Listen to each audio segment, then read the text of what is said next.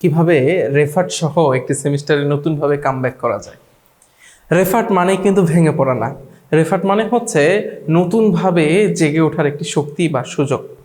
অনেক ভালো স্টুডেন্ট বা যাদেরকে আমরা মেধাবী বলি খুব, তারা কোনো না কোনোভাবে কিন্তু ধাক্কা খেয়েছে, রেজাল্ট খারাপ করেছে। সো রেজাল্ট খারাপ বা রেফার্ট হওয়ার অর্থই পড়াশোনা ছেড়ে দেওয়া না, পড়াশোনা থেকে হাল ছেড়ে দেওয়া না। এটা হচ্ছে নতুনভাবে জাগ্রত হওয়া বা পূর্ণভাবে পড়াশোনা করার একটি সুযোগ।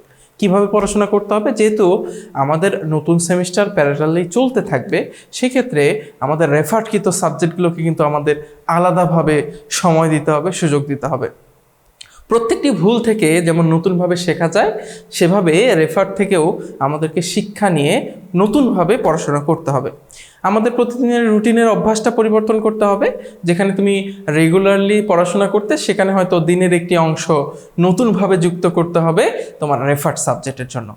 কোনোভাবেই রেফার্টের জন্য তোমার চলমান সেমিস্টারের যেই পড়াশোনা সেটাকে নষ্ট করা যাবে না, সেটা সেই গতিতেই চলবে।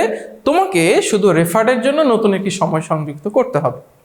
তোমরা রেফার্ডের কোর্সগুলো এনরোল করতে পারো, সেখানে সুন্দর গাইডলাইনগুলো আছে। তোমার রেগুলার যে সেমিস্টারগুলো আছে এর পড়াশোনা করো। দিনের যে কোনো একটা অংশ হতে পারে, সকালের 1 ঘন্টা অথবা রাতের 1 ঘন্টা, তুমি রেফার্ড সাবজেক্টগুলো কভার করার কাজে লাগো। ঠিক আছে?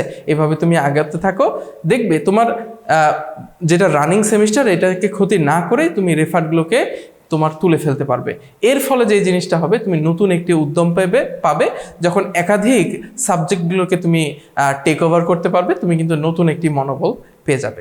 খেয়াল রাখতে হবে যে কোনো ভুল এটা আমাদের জন্য পিছিয়ে পড়ার কারণ যেন না হয়। প্রত্যেকটা স্টেপ আমাদেরকে সামনে এগিয়ে নেওয়ার জন্য এক একটা যেন হাতিয়ার হয়। তোমাদের সকলকে অসংখ্য শুভকামনা তোমাদের সামনে পথ চলার জন্য। এরপরেও যে কোনো ধরনের পরামর্শ এর জন্য তো সফটম্যাক্স তোমাদের সাথেই আছে। ধন্যবাদ।